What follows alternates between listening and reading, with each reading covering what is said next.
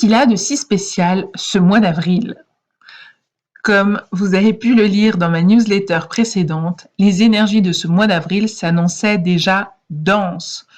Puis, j'ai ajouté au fil de mes publications Facebook d'autres indications au sujet de son intensité, comme le fait que nous connaîtrons une double nouvelle lune ce mois-ci, le 1er et le 30 avril. La seconde est connue sous le nom de Shimoon, permettant de se connecter à l'autre monde ce jour-là, notamment les plans où se trouvent les élémentaux. On pourrait même l'appeler le portail des fées si ça vous parle. Je vous indiquais, pour diverses raisons énoncées antérieurement, que cette lunaison sentait à plein nez la purification, le nettoyage, la clarification. Eh bien, je ne pensais pas que ce serait si prégnant, en tout cas pour ma part. Très vite, dès le premier jour de cette lunaison, tout s'est mis en route. Les hauts, les bas, les noirceurs, les lumières, les zones d'ombre dévoilées, les illuminations. Que ce soit dans la matière, dans ma vie de tous les jours et même dans mon corps. Ou que ce soit dans mes rêves, lors de mes soins d'auto-guérison, ou même encore dans les sphères supérieures de conscience, avec des messages « en veux-tu, en voilà ». Comme je le disais, cette nouvelle lune a tenu toutes ses promesses, et plus encore. Tout va très vite. Je ne sais pas pour vous, mais pour moi, je vais de découverte en découverte, d'apprentissage en apprentissage, de « ah ouais ?» en « ah ouais ?» tous les jours. Et il n'y a qu'une semaine de passé, pourtant ça carbure tellement que j'ai le sentiment d'avoir un rendement au double. Et vous l'aurez compris, c'est la purification qui est à l'honneur. Ce n'est donc pas un hasard si cette année Ramadan et Carême se croisent et que le début du mois au calendrier solaire se trouve être aussi le début du mois lunaire, c'est-à-dire que le premier jour de la nouvelle lune correspond au premier jour du mois d'avril. Le jeûne fait partie des techniques possibles de purification, surtout pour votre organisme. Et ce n'est pas avec toutes ces découvertes d'intoxication alimentaire qui s'enchaînent les unes après les autres que vous me direz le contraire.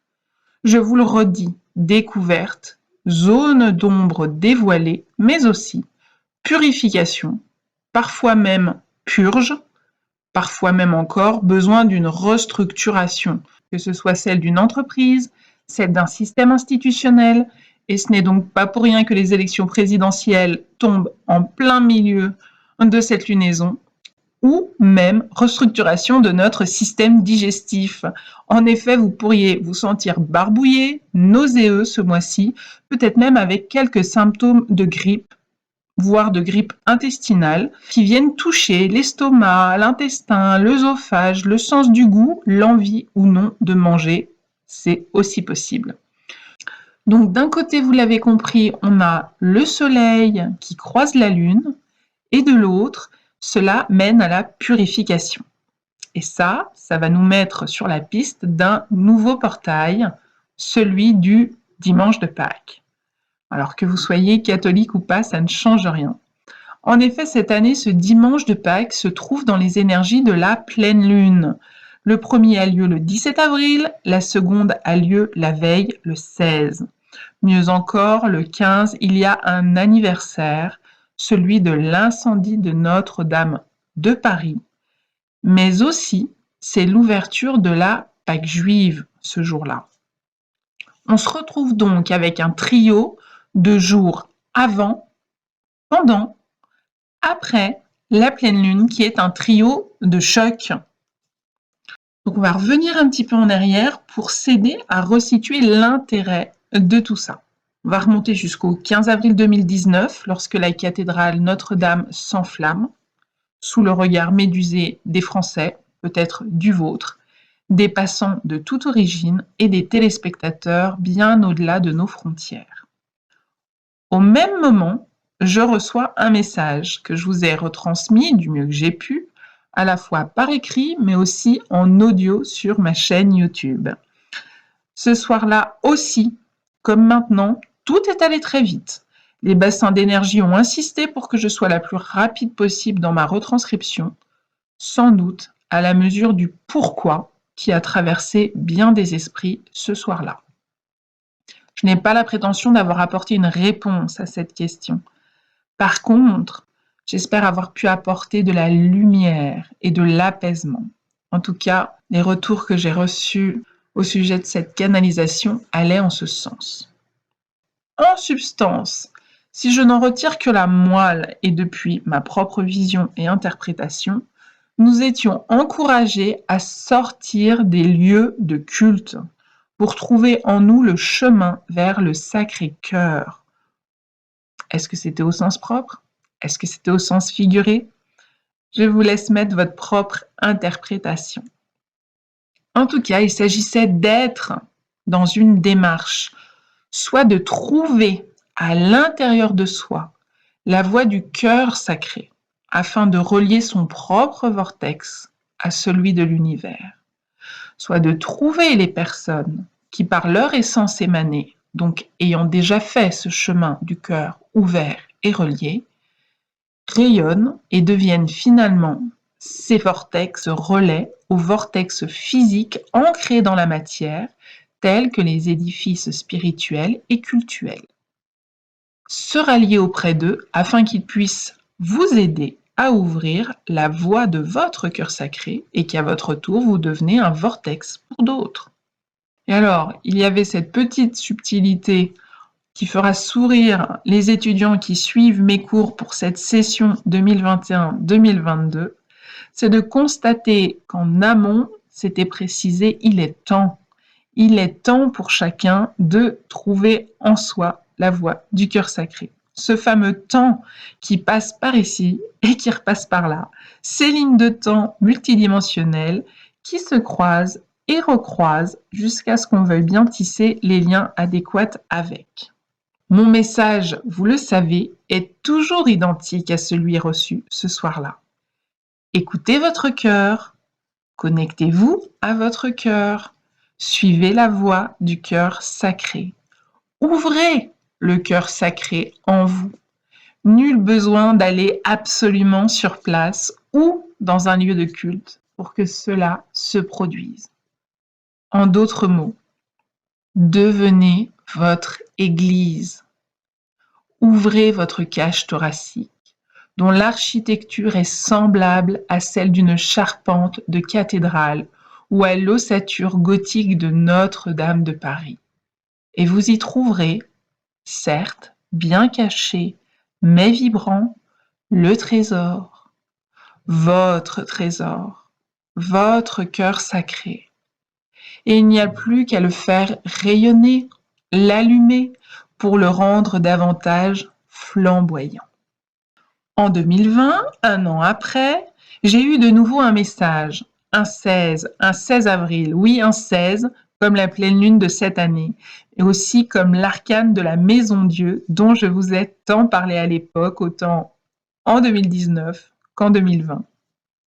Ce message, il s'attardait sur le feu et les feux, comme pour dire que tant que nous n'entendons pas, ni ne recevons le feu sacré qui vient d'en haut, alors cela multiplie les feux en bas. Dois-je rappeler que derrière l'incendie de la forêt de Notre-Dame de Paris, je rappelle que ce surnom de forêt est donné à la charpente pour le nombre de chênes dont elle était constituée. Il y en a eu d'autres des incendies. Il y a eu ceux en Amazonie, en Australie, et tous ceux dont on a moins parlé, comme en Sibérie ou au Madagascar. Il était dit: nous sommes frappés par le feu sacré, qui dépouille parfois, qui éclaire souvent, qui provoque des prises de conscience. C'est cela l'union sacrée, celle du feu d'en bas et du feu d'en haut. Assez d'énergie pour voir, comprendre, conscientiser, et assez d'énergie pour manifester le changement dans la matière, le réaliser concrètement. Assez d'énergie pour passer à l'action, mais sans se départir de la sagesse de l'esprit, en s'appuyant sur le sens du sacré.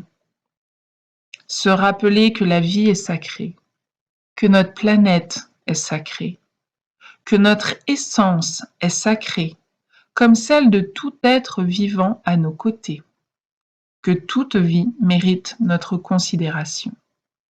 Et c'est bien par l'ouverture de notre cœur sacré qu'on peut retrouver le chemin de ce sens du sacré, et ainsi réaliser l'union sacrée entre votre soi supérieur et votre moi terrestre, entre votre âme et votre personnalité, entre votre esprit et votre cœur et votre corps. L'union sacrée, c'est aussi une formulation connue et très appliquée pour la rencontre et l'union entre le yin et le yang, entre le soleil et la lune. Vous ai-je mentionné par hasard que ce mois d'avril 2022, les deux coïncidaient parfaitement? Bon, et ce message de 2022 alors? Eh bien, cette fois-ci, il reprend les bases de l'alchimie. D'abord, on va viser simple. Ce qui fait l'union sacrée en ce domaine qu'est l'alchimie, eh bien, c'est le soufre et le mercure, le soleil et la lune. L'intérêt réside bien dans l'union des deux. Et la pratique la plus connue en alchimie, c'est de tenter de transformer le plomb en or. Et du plomb, comme vous le savez, et j'en suis sûre vous vous en souvenez, il en a coulé. Cette masse nuageuse soufrée, toute jaune, au-dessus des toits de Notre-Dame, c'était du plomb. Eh bien, il en a coulé. Donc, on pourrait dire des possibilités de transformer tout cela en or, on en a eu. Mais je vais plutôt m'en tenir à la version canalisée 2022, qui m'indique qu'à ce jour, le plomb a fondu et s'est envolé. Car il ne s'agit plus de chercher à fabriquer de l'or, il ne s'agit plus d'or, d'argent, ni de monnaie, il ne s'agit plus de s'enfermer dans une quête de gains financiers, matériels, en euros sonnants et trébuchants, ni même en achat de cartes bleues avec ou sans contact. Sortir des quêtes de pouvoir, de posséder de l'or, sortir de nos désirs et besoins de possession tout court. Le plomb s'est envolé pour ne plus avoir à centrer notre quête alchimique sur le matériel, mais le faire revenir sur l'esprit. L'alchimie 2.0, et pourquoi pas 2.022, propose des quêtes plus spirituelles, moins vaniteuses que la fontaine de jouvence, plus élevées que la pierre philosophale dont le premier des attributs était de pouvoir changer les métaux vils en métaux précieux. L'alchimie moderne est celle qui s'est elle-même transmutée sous vos yeux, fondant son propre plomb et éventrant son propre athanor, afin de laisser apparaître aux yeux du monde son cœur flamboyant, de donner la possibilité de laisser émerger le Sacré-Cœur de Notre-Dame, de laisser émerger Yeshua de Marie.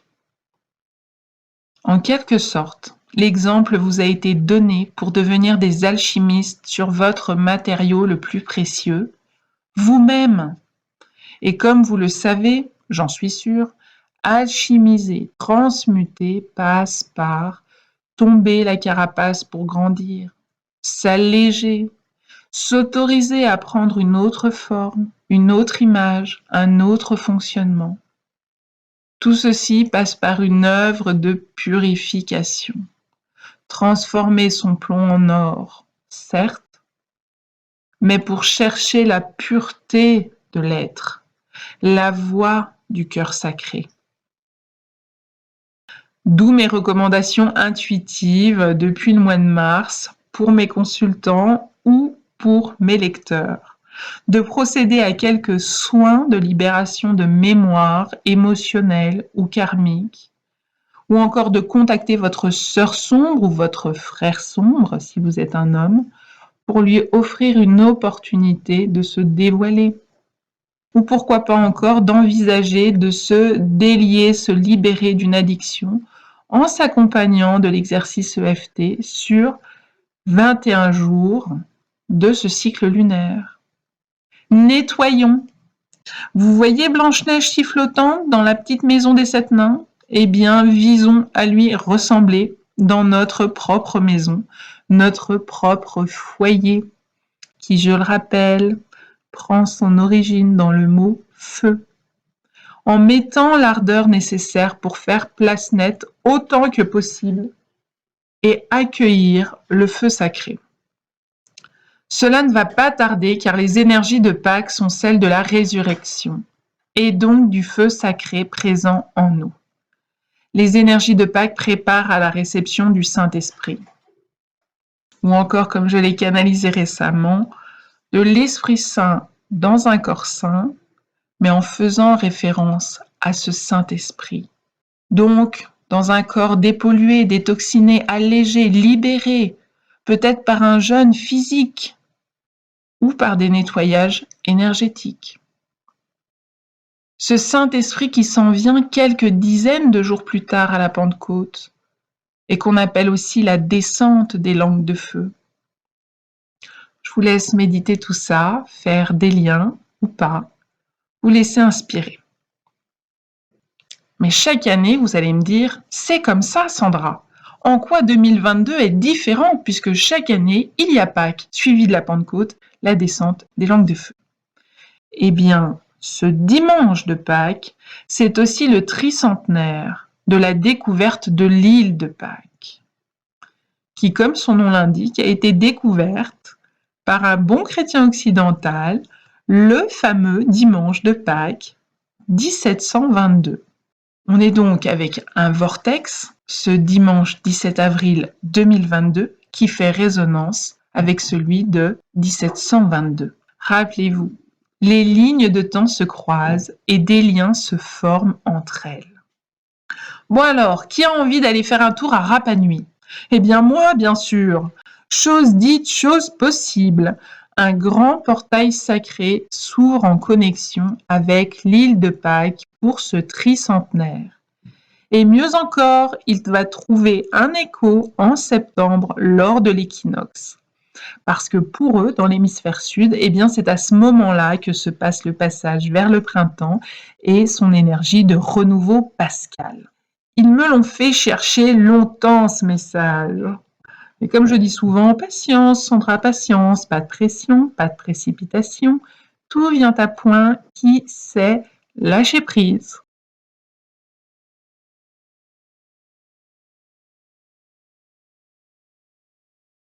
Donc ça y est, nous y voilà, face à ce portail, à cette possibilité d'assister et de pouvoir contacter ce magnifique et extraordinaire portail de régénération en ce mois d'avril 2022. Il s'agit de le prendre de manière enthousiaste mais pacifique, parce qu'il y a là, derrière cette île de Pâques, l'océan Pacifique. Et contrairement à tout ce qui a pu être dit, c'était un peuple et c'est encore un peuple pacifique. Il nous montre la voie. Il nous dit de ne pas nourrir de rapports de force. Donc on y va avec enthousiasme et pacifisme vers ces 3 jours trio de choc, les 15, 16 et 17 avril, qui trouveront un écho à la Pentecôte, mais aussi à l'équinoxe d'automne. Et cet équinoxe d'automne, eh bien, il aura lieu le 23 septembre à 3h03. Si ça, c'est pas de la résonance énergétique à notre trio de journées choc, au tricentenaire, à la Trinité, dont, bien sûr, fait partie l'Esprit Saint. Ce portail se trouve sous l'énergie du 3 et de la régénération. Je ne suis pas la seule à qui ce portail a été soufflé. Peut-être que vous connaissez Rosanna Narducci, qui a elle-même canalisé cette information il y a quelques années. Elle, c'est en mars 2014 qu'elle annonçait l'ouverture d'un 3e portail. On y retourne avec ce 3, qu'elle nomme de son côté un portail de rédemption et qui se situerait entre le 2e et le 3e moaille d'un alignement qui en compte 7. Alors cet alignement qu'elle décrit, c'est celui d'Aou Akivi, qui connaît plusieurs particularités. Aujourd'hui, celle qui nous intéresse, c'est que ces statues regardent vers le soleil d'équinoxe, donc équinoxe de printemps comme équinoxe d'automne. Son message canalisé connaît aussi un écho au mien au sujet de l'intérêt de ce portail, qui serait là pour nous permettre d'avoir conscience de tous les déséquilibres entre votre principe féminin et votre principe masculin à l'intérieur de vous-même comme à l'extérieur. Ce qui évidemment rappelle le principe d'union sacrée, vue et revue, au travers tous les messages que j'ai pu recevoir au sujet de l'incendie de Notre-Dame de Paris au fil des années. Mais plus spécifiquement sur la possibilité cette année d'avoir une rencontre Soleil-Lune durant ce mois d'avril 2022. C'est plus que ça, c'est plus qu'une rencontre, c'est comme pour ces Moai Daou Akivi, c'est un alignement. Et vous le savez, quand les planètes, les chiffres, les énergies s'alignent, ça déploie une possibilité puissante d'évolution. Une porte s'ouvre, à nous de la franchir. Bon, vous pourrez noter que Rosanna et moi, on n'est pas tout à fait en accord sur la date. Elle l'a posée au 7 mars 2014. De mon côté, je penche pour les 15, 16, 17 avril, qui se passent donc sur 3 jours, mais avec une résonance multiple les 5 juin et 23 septembre, ce qui, si vous comptez bien, fait en tout 3 ricochets. Oui, 3. Il se peut aussi que le début d'ouverture était en 2014 de ce portail et que là, l'ouverture arrive à son maximum avant de doucement se refermer. Vous apercevrez encore que Rosanna utilise le terme de portail de rédemption, là où pour ma part, je parle de portail de régénération. Chacune sa vision, ses ressentis. Ce qui est intéressant, c'est que la rédemption appelle au pardon. Or, rappelez-vous que pour moi, l'ère du Verseau ne passera que par l'acte véritable de pardon, sortant des énergies sacrificielles de l'ère du Poisson.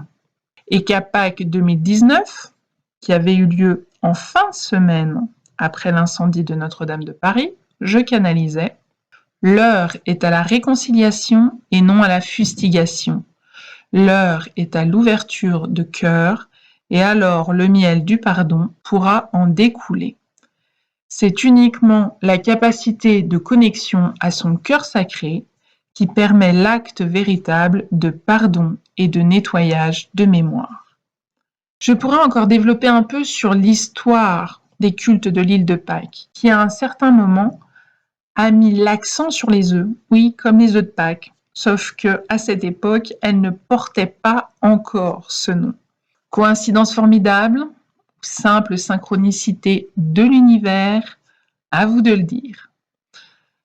Ces rituels se produisaient aux alentours de l'équinoxe de printemps, qui dans l'hémisphère sud, je le rappelle, se produit en septembre. Cet équinoxe de printemps, qu'on nomme dans les traditions celtiques, nordiques, germaniques, Wiccan, Ostara, le sabbat d'Ostara qui célèbre la déesse Éostre, dont le nom dérivé a pu donner le mot œstrogène, hormone féminine qui permet la production d'ovules, ces petits œufs susceptibles de donner la vie. L'une des traces de ce culte, qui est appelé le culte de l'homme-oiseau, se trouve sculptée sur le dos d'un moaï. On y reconnaît un couple d'oiseaux, le fameux parèdre magique, celui de l'union sacrée, qui permet la naissance d'un oisillon, ou encore la naissance du sel en alchimie, ou la renaissance de soi, ici possible au travers ce portail de Pâques. Plus puissant que jamais, plus que toutes les dernières Pâques. Il sera en tous les cas à la mesure de vos nettoyages, de votre acceptation à lâcher définitivement ce qui est obsolète, de votre aspiration à recontacter la pureté de votre être et à souhaiter la manifester. C'est un temps fort d'initiation qui est en train de nous être proposé.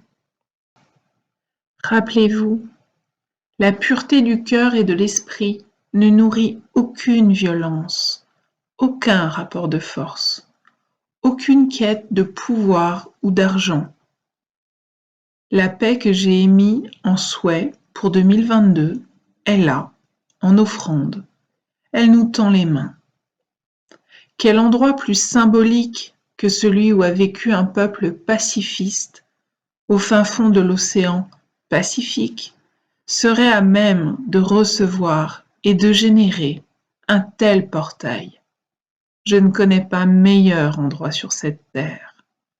Et je ne connais pas meilleure personne que nous pour essayer de se saisir de cette chance, de cette opportunité, de s'ouvrir à son cœur sacré, de manifester la paix en soi pour qu'enfin elle puisse devenir vivante au dehors. Vous voulez ascensionner, vous élever, grandir? Alors cherchez la paix. Vous voulez contacter les cieux, le subtil, l'angélique, le divin? Cherchez à vous alléger, vous purifier, à lâcher le plomb qui leste. Faites fondre vos scories. Vous voulez canaliser les énergies de lumière, contacter votre soi divin, accueillir le souffle de l'Esprit Saint? Cherchez à épurer vos corps et à réaliser l'union sacrée. Vous voulez aller à Rapa Nui, voir les Moai, sentir le mana de l'île? Cherchez le portail en votre cœur sacré durant ces 3 jours. Il s'ouvrira et vous serez transporté dans une autre dimension. Et peut-être vivrez-vous une accélération de votre propre transmutation alchimique. Applaisant au soleil, à la lune, aux fées, aux ancêtres, à Éostre. Cherchez à pacifier vos cœurs, vos corps, vos esprits, et vous recevrez la paix, baume de guérison et de pardon, dans la paix du cœur christique. Belle ascension, belle naissance ou renaissance.